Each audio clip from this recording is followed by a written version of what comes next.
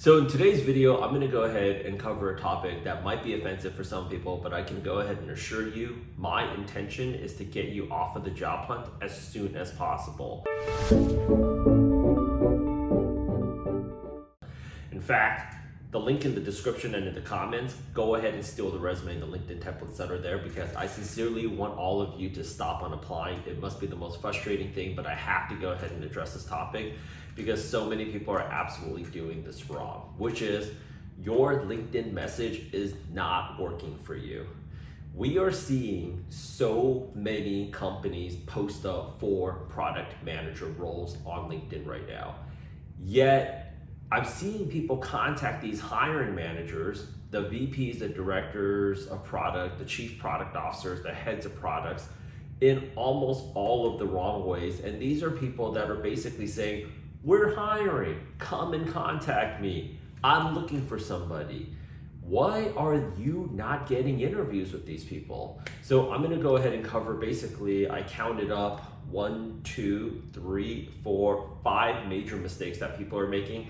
And again, my intention here today is not to offend anybody. I know some of you are really feeling the burn of having to land this job as soon as possible. And I want you to go ahead and do that too. So let's go ahead and cover it. And I'm not even doing any screen sharing today because I don't want to give out anybody's name that I've been seeing on this. I also don't want to go ahead and call out anybody. Not only do I not have the permission to do so, but it's also like, I don't want to add pressure onto anybody else. So let's go ahead and start off with, why are companies, let me give you some context. Why are companies even posting up these jobs in the first place? Well, the market is heating back up. People have been aggressively applying. We've had 8 quarters of tech layoffs right now.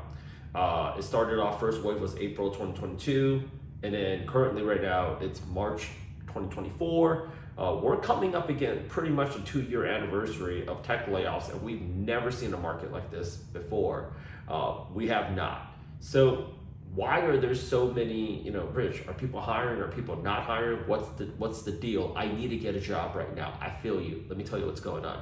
ChatGPT written resumes have completely cluttered recruiter inboxes, and there's a higher quantity of just really good looking resumes of really not qualified talent.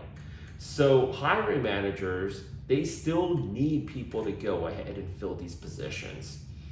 And they basically can't fill these positions on their own, and their recruiters aren't sending them people. So they're basically going out there right now saying publicly, I need people. Now, this is maybe something that you don't know because you've never come from a recruiting background. I came from a recruiting background, is that your job as a recruiter is to save people time on the back end. These are people that are making $200,000 to upwards of $300,000 a year. So if you're wasting 5 to 6 hours of their time every single week, and a lot of you that are watching this YouTube video, it wasn't that long ago that you were on the hiring side, I'm sure. Let's be honest with each other here. We can do that, people. You've never been excited to see a calendar invite on your calendar that says you got to interview this person that wants to work here, right?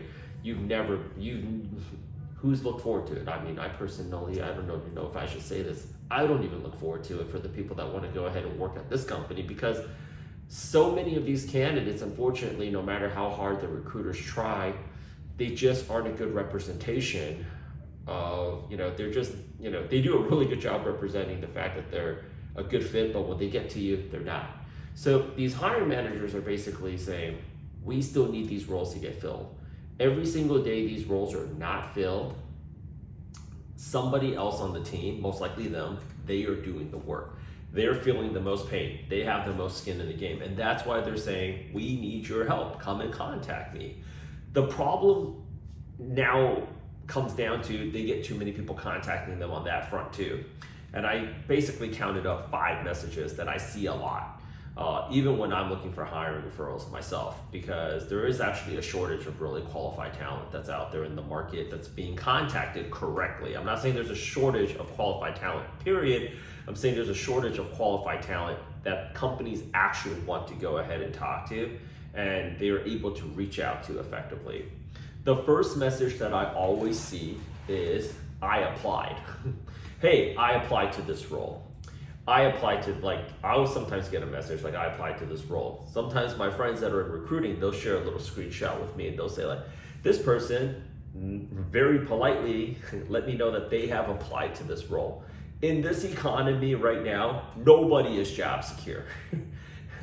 Your company might not be doing well, and you may know about it, you may not, or they might decide that they want to go ahead and downsize just because they see all these other companies downsizing, or they want to go ahead and start replacing human talent with AI, and that's a very realistic possibility. Nobody is naive enough to go into the office or go to work on a Monday thinking that they're still going to have a job on a Friday. Everybody's anxiety level right now in the market is at an all-time high. How you're feeling right now on the job hunting side is likely how people that are still on the job, it's how they're feeling. They're not feeling any more secure than you are. They're obviously in a better position because they have a check, but they cannot say with absolute confidence that that check is going to be coming in for them every other Friday. So letting me know that you have applied, well, first of all, a lot of people have already applied already, and I haven't even gotten to them. So I get it, you have applied. You know who else is applying? The people that you're applying to, they're probably applying to jobs as well. So letting them know that you've applied isn't going to get you bumped up the list so you can take the interview. Obviously, when you do get the interview, your chances of actually landing that job exponentially goes up versus they have no emotional attachment or no emotional invest with you right now. So that's biggest mistake, I think, number one is just letting them know you applied. Okay, like I reached out, and you got to give them some kind of selling presence. You got to give them some kind of like reason to want to contact you back, because a lot of people are saying they've applied. Number two, I have X years of experience. Number of years of experience does not matter in this market. Why? Because for the past 6 to 10 years plus, tech has been on a growth splurt. So everybody was making money. Companies were overhiring, companies were overpaying. It wasn't that long ago when recruiters were begging you to go on the interview. It wasn't that long ago your LinkedIn inbox was blown up with recruiters saying, hey, I want to go ahead and contact, like, I would love for you to interview for this role. It wasn't that long ago when we talked a lot about quiet quitting and the great resignation, and candidates basically have all the power. Those were the good old days, right? We're no longer in that market right now. That's when things were doing very well. Whatever success you have drove during that time, those strategies worked during that time. And unfortunately, if those strategies were working, companies wouldn't need to do layoffs the way that they're doing layoffs right now. A lot of companies, pretty much the entire industry, not just even in tech, even in finance, entertainment, media, a lot of companies have had to completely revamp their roadmap, reposition their brand, really rethink what their strategy, rework what is their product market fit. So yes, you were a very successful product manager, and I'm not trying to go ahead and turn anybody down, but I'm trying to give you a realistic outlook in terms of saying that isn't exactly hoping you get the interviews. And clearly, if you're watching this video right now, you're not getting interviews. Our members are averaging right now 8 to 12 interviews a week. If you've been following us consistently, I mean, I recently had one member that was doing upwards of 25 product manager interviews a week, and how he was able to do that was, instead of talking about all the different things that he did at Wayfair and all the success that he drove there, he focused on the future. Of course, we want to go ahead and reference some of those experiences because we want to go ahead and differentiate ourselves from the market, which I'll talk about in a second. But just coming down there and saying, I've applied, I have 6 years of experience, I've applied, I have 10 years of experience, I've applied, I have 8 years of experience, I have 4 years of experience, I have 2 years of experience, that's clearly also not getting you any callbacks either. So what do we have next? Oh, my personal favorite, I'm interested. Well, good for you to know. You're interested, but in today's market, a lot of people are interested. Even the people that are not interested are interested. Even the people that are not interested, there are a lot of product managers right now that are in the market that would not take a product manager job at certain companies or in certain industries just a few years ago. or even just 1 year or 9 months ago, that would say this is the most exciting opportunity. I see also a lot of product managers taking pay cuts, unfortunately. This is something that we do not want to see here at Product Gym. But telling them that you're interested doesn't really hit, like, it also isn't helping you get the calls.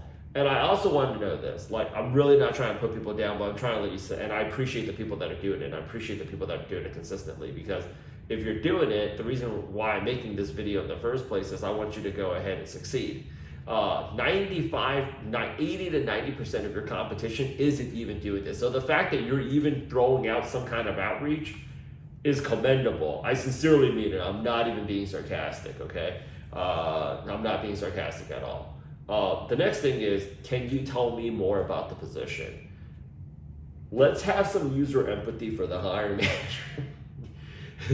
The whole reason why they're even posting up the role publicly on LinkedIn in a chaotic market that we're in right now is because they don't have time.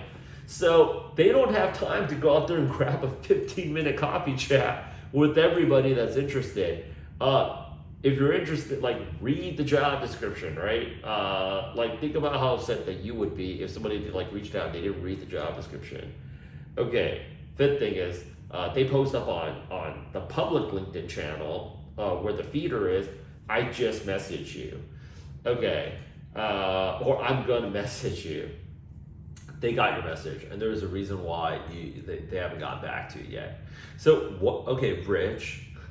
So there's only 2 responses I am gonna have right now if you're watching this video to this point, which is like 12 minutes in almost, is, well, okay, so how do I do it? Or maybe you're like, all right, genius, so how would you do it?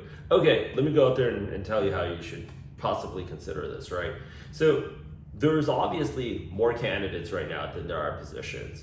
So the way that we can differentiate ourselves from the market, and I know a lot of people are targeting, I'm gonna give you a few options here. I know a lot of people that are targeting positions that are in their wheelhouse, that they have industry or domain experience in, and you're getting buried and drowned out in the clutter of crap resumes that have nothing to do with the role. A lot of them, may not, I also don't want to offend the people that are overseas, but you're also, now that we're in a completely work from home environment, you're also competing against a global talent pool as well, is the following thing. You want to start dropping industry lingo or domain lingo very, very, very upfront. When you're sending them out a direct message, and this is something that I walk people through in all the templates that I have. If you're interested in learning more about those LinkedIn templates, go ahead and click the link in the description, and then definitely reach out to me on LinkedIn for a resume review. There's certain lingo that you have if you were in streaming, if you were in e-commerce, if you were in retail, if you were in specific industries. Like, there's jargon and buzzwords that you would only know. If you know those buzzwords, you want to go ahead and you want to drop them in your message. The second thing here is, if you're in, if you were in the industry of YouTube, right, or have anything to do with YouTube, you'd know things like YouTube views, watch hours, subscription rate, watch through rate, click through rate, all those different things. You also want to drop very specific lingo in terms of what are the KPIs that this particular business model would go ahead and track. Because we are in a very results-oriented industry right now. Back in 2020 and 2021, deadlines were pushed out all the time. It's not like that anymore. Everything is tracked and monitored to the T, because cash just isn't free-flowing. So if you say something's going to be done on April 15th, they're expecting that thing to be done on April 15th. So if you're able to go ahead and drop very specific lingo on KPIs, that also differentiates you and gets you bumped up. Listen, a lot of these messages are read, but if you want them to pop open the resume that's attached in your LinkedIn message, you have to give them a reason to want to do that. So a way that you can go ahead and do that is actually, if you're coming in, and I'm assuming a lot of people that are doing this has industry experience, you want to go ahead and actually drop industry knowledge. You want to go ahead and drop KPIs very straight off the bat. And you're probably thinking to yourself like, well, I thought you said past success doesn't matter. No, it doesn't. But our chances of achieving future success is higher if you know the industry and you know the problem that we're trying to solve versus somebody that doesn't know anything about this industry at all. So I'm at least more interested in talking to you. And that's also the other thing too, is that I notice a lot of these messages are really long. You're not trying to close the message for a job offer, which I see sometimes people, they load it up. That's too much. Think about, most of them are reading this off of their phone. A lot of times people are getting these messages, like when I'm talking to members, people are reading these messages, you know when they're waiting for their Uber, when they're getting ready to take off to the train, when they're watching TV late at night, and they kind of have the bandwidth to go out there and do it, because during the day, they're doing other things.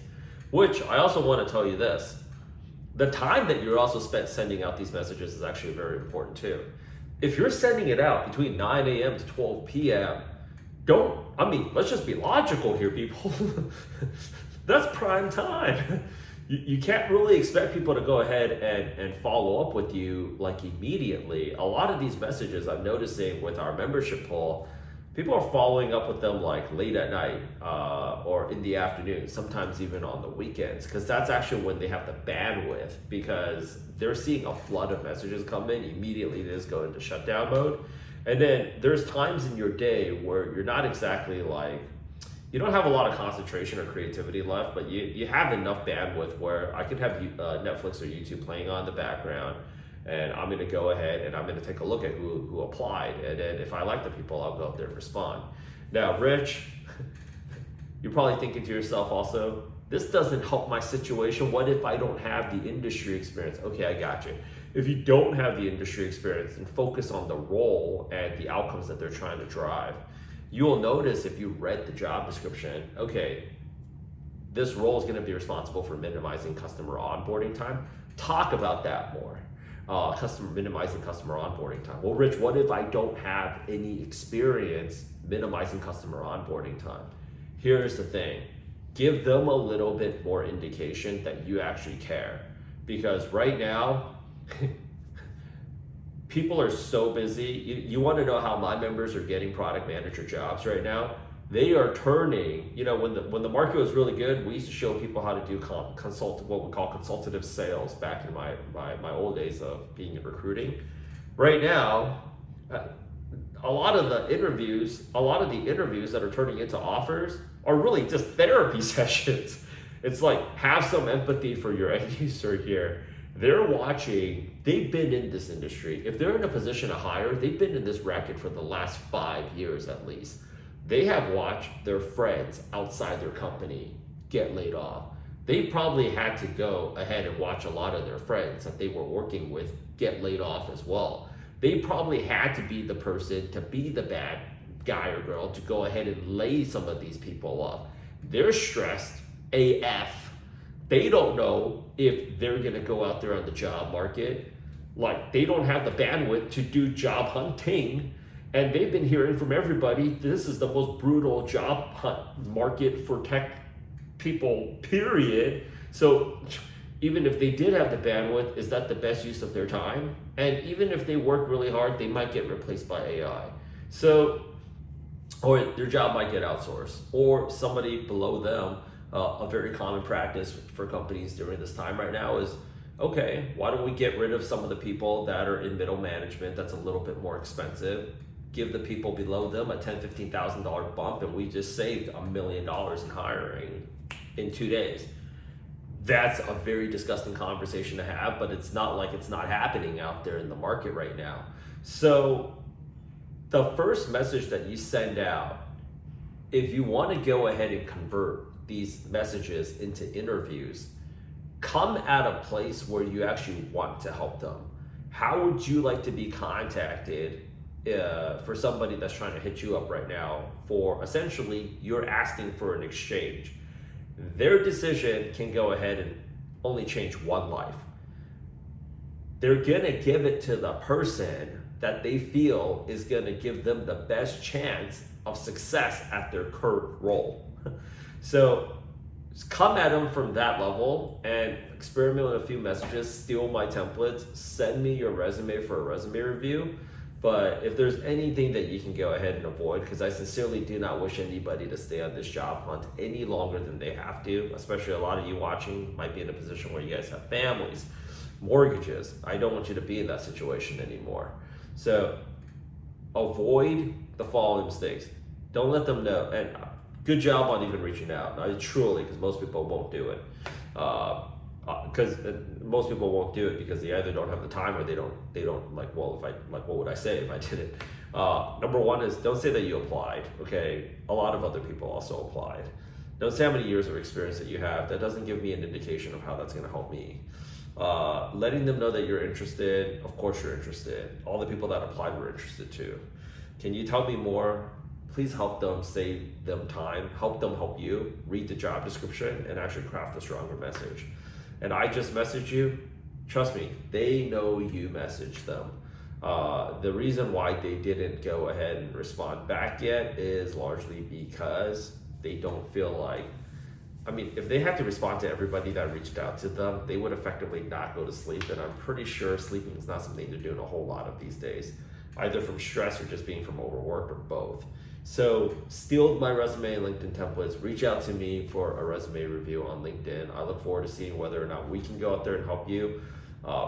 People are still landing product manager jobs out there in terms of like people are wondering, well, you know, I heard salaries are like lowering down. If you want to talk about salaries, you can also go ahead and reach out to me. Stay in the fight, don't give up, help is here. We are here to make sure no product manager gets left behind. Okay, with that said, my name is Rich. I'm one of the co-founders here at Product Gym. Please reach out if you need help. For everybody else, happy hunting until I see you next time.